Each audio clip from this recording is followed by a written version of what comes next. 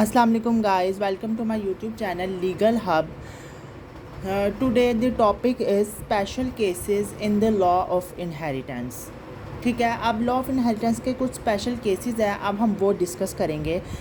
Number 1 is a child in the वोम।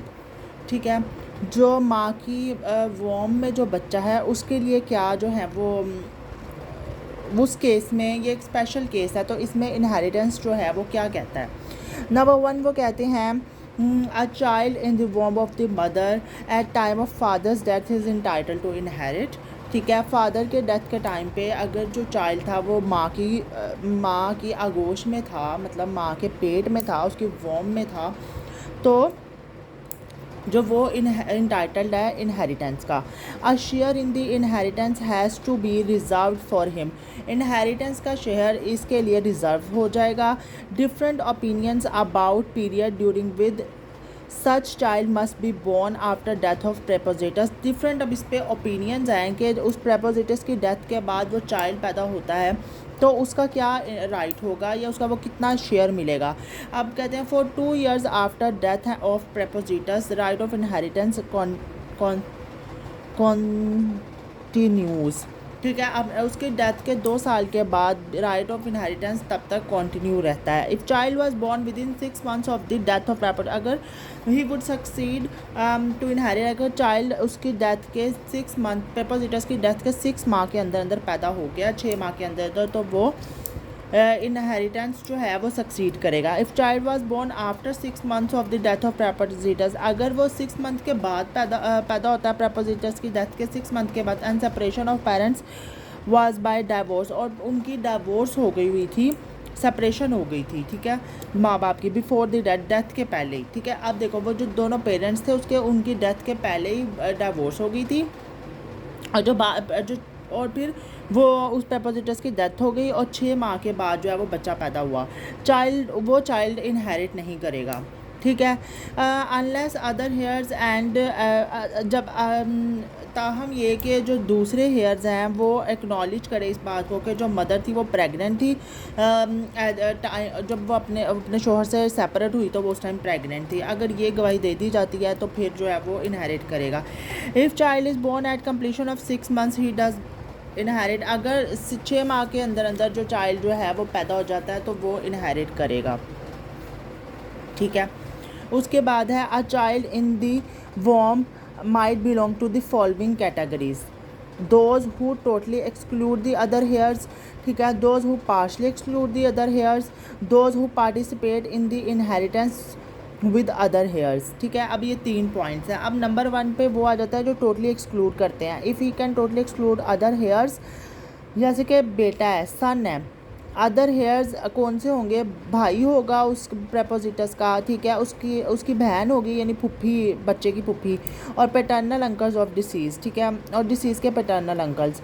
The whole estate must be reserved awaiting the event of the birth, जो सारी estate है वो उस बच्चे की बर्थ के लिए इंतज़ार किया जाएगा। ठीक है, ग्रैंड मदर जो है वो 1/6 शेयर लेगी, would be paid to her, and remainder estate would be kept in reserve. ठीक है, बाकी रिजर्व कर दी जाएगी, उसकी दादी लेगी। ठीक है, इफ़ चाइल्ड, अगर दूसरी कंडीशन है, if child is a partial excluder where there is a husband and wife, ठीक है, besides him, and smaller of shares to which party might be entitled would be paid to him। ठीक है, and reminder जो है smaller share उनको दिया जाएगा और जो रिमाइंडर है would be kept in reserve. If अगर थर्ड है, if child is a participant with other heirs, ठीक है, बाकी हेयर्स के साथ पार्टिसिपेंट है, जैसे कि as when deceased has left, जैसे कि जो प्रेपोजिटस है फोत होने वाला शख्स है जिसकी जायदाद है, उसका पीछे बेटे बेटियाँ, प्रेग्नेंट विडो, ठीक है, और उसकी जो बीवी थी उसका वो प्रेग्नेंट भी थी। There is difference of opinion, इस पर डिफरेंस ऑफ ओपिनियंस हैं। ठीक है, अबू हनीफा ने कहा share of 4 sons and 4 daughters।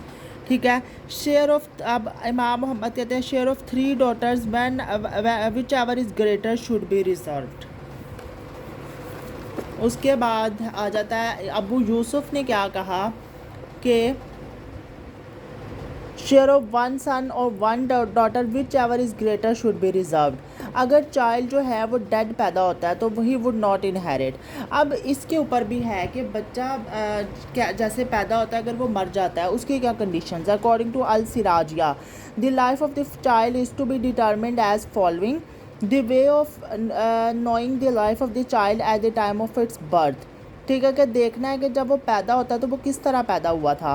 Van life is proved, जैसे अगर वो प्रूव हो गया कि ज़िंदा है, उसकी वॉइस से, छींकने से, स्माइल करने से, उसके लिम्ब को मूव किया है। And smallest part of child came out, अगर उसका स्मॉलेस्ट पार्ट जो है वो चाइल्ड का बाहर आ गया है, ठीक है, और वो हंसता, ठीक है, बाहर आ गया और फिर वो मर जाता है तो वो इनहेरिट नहीं करेगा। But if a greater part of him come out, अगर उसका कोई ग्रेटर पार्ट बाहर आता है तो फिर वो उसकी डेथ हो जाती है तो वो फिर इनहेरिट करेगा। इफ़ ही, अब ये क्या बताता है, if he come out straight with his head first, पहले उसका सर बाहर आता है, देन हिज ब्रेस्ट, फिर उसकी ब्रेस्ट बाहर, छाती बाहर आती है। Is considered if his whole breast come out he shall in, अगर उसकी सारी छाती बाहर आ जाती है, ठीक है, सर, छाती, धड़ उसका बाहर आ जाता है तो वो इनहेरिट करेगा और फिर वो डेथ होती है उसकी, फिर वो इनहेरिट करेगा। If he come out inverted और ऑन हिज फीट फर्स्ट, पहले उसके फीट बाहर आते हैं, दैन हिज नेवल, फिर उसकी नेवल, इस फिर वो क्या causing of child's death by violence to mother. अब क्या है कि अगर चाइल्ड के पैदा होने से पहले उसकी माँ के साथ कोई वायलेंस किया गया तो चाइल्ड की डेथ हो गई है। If death of child in the womb में ही उसकी डेथ हो गई है, was caused by violence to the mother, ठीक है। लाइक अगर उसके पेट पे मारा गया है, ठीक है, dead child would be recognized as one of the heir, तो दैट चाइल्ड को फिर भी उसको जो है वो ये कंसिडर किया जाएगा कि ये इनहेरिट करेगा, ठीक है। This is due to secure the pregnant widow from inheritance from violence at the hands of, ये इसलिए कि वो जो प्रेग्नेंट विडो है उसका राइट जो है वो रिज़र्व रहे, उसके साथ कोई ज़्यादती ना हो। कि उसको ऐसा होता है कि लोग जो है वो औरत के साथ ज़्यादती करते हैं, वायलेंस करते हैं उसके साथ कि वो उसका बच्चा मर जाए, ताकि ज़ाहिर है जायदादों के लिए बहुत कुछ होता है, ठीक है, तो वो इनहेरिट ना करे, लेकिन वो फिर भी हकदार होगी। अब शिया लॉ कहता है the share of two sons should be reserved as a measure of precaution if deceased left one son and a foetus in the, अगर डिसीज़ का एक बेटा था और एक जो था वो माँ के वूम में था, 1/3 will be given to existing son, 1/3 उस सन को दिया जाएगा और 2/3 जो है ना वो रिजर्व कर दिया जाएगा। The rule is based on assumption that, ये इस बेस पे एजम्पशन रूल बनाया गया, इस एजम्पशन पे कि जो पैदा होने वाले हैं वो ट्विन्स भी हो सकते हैं, ट्विन बॉय और ट्विन सिस्टर हो सकते हैं, वुड बी बॉर्न, तो दोनों को, तो फिर दोनों के लिए हिस्सा रिजर्व किया जाएगा, ठीक है। और सिमिलर एजम्पशन शाफी और हम्बली में भी, लॉ में भी यही है। और हनफी कहते हैं उनका भी यही है, बस ये कहते हैं कि हो सकता है 1 बॉय और 1 गर्ल हो, वुड बी बॉर्न, ठीक है। आ गया हर्माफ्रोडाइट्स। नंबर 2 स्पेशल केस है हर्माफ्रोडाइट्स का। ये वो बच्चे होते हैं जिनका सेक्स जो है वो डाउटफुल होता है, वो gets the smaller of the 2 shares, वो बेटी और बेटे की निस्बत छोटा शेयर उनको मिलता है, which is usually the share of female, जो बेटे का छोटा शेयर नहीं मिलता, उसको बेटी का छोटा शेयर मिलता है। जैसे बेटी को तो पहले ही आधा मिलता है, ठीक है, उसको उससे भी थोड़ा मिलता है। हम कहते हैं when a man leaves behind a son, daughter and an hermaphrodite, ठीक है, उसका बेटा था, बेटी तो एक हर्माफ्रोडाइट था। Hermaphrodite gets the share of a daughter, वो डॉटर का शेयर लेगा, ठीक है। अबू यूसुफ कहते हैं द सन हैज़ 1 शेयर, ठीक है, daughter has half a share, बेटे का 1 शेयर होता है, डॉटर का हाफ होता है। और हर्माफ्रोडाइट शुड हैव, वो कहता है कि उसका 3/4 होगा शेयर, ठीक है। आगे हमारे पास आ जाता है कि इमाम मोहम्मद ने क्या किया, he would divide the state into 14 parts, ठीक है, 14 पोर्शंस ऑफ स्टेट उन्होंने कर दिया। सन को 18 हो गए, 18 का आधा किया तो 19 हो गया, ठीक है।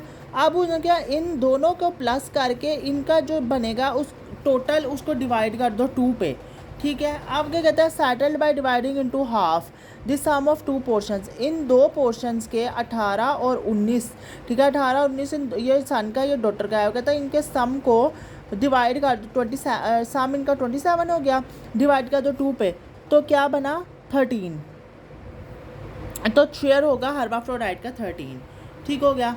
उसके बाद हमारे पास है एक, अब हमारे पास नेक्स्ट जो है स्पेशल केस वो है स्टेप रिलेशंस, ठीक है। अब स्टेप रिलेशंस के लिए क्या है, they have no right of inheritance from each other, ठीक है।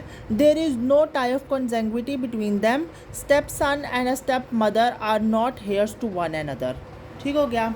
सो गाइज़ ये आज की हमारी वीडियो थी, तो इंशाल्लाह इसके जो बाकी जो इसके स्पेशल केसेस हैं वो हम नेक्स्ट वीडियो में देखेंगे। तो मुझे उम्मीद है कि आपको पसंद आई होगी, और अगर आपके कोई क्वेश्चंस है तो वो आप इनबॉक्स में मुझसे पूछ सकते हैं, और आप जो है वो मेरे चैनल को लाइक कर दीजिए, सब्सक्राइब कर दीजिए, और इंशाल्लाह ताकि आपको नेक्स्ट वीडियो जो है वो टाइम पे मिल जाए। अल्लाह हाफिज़।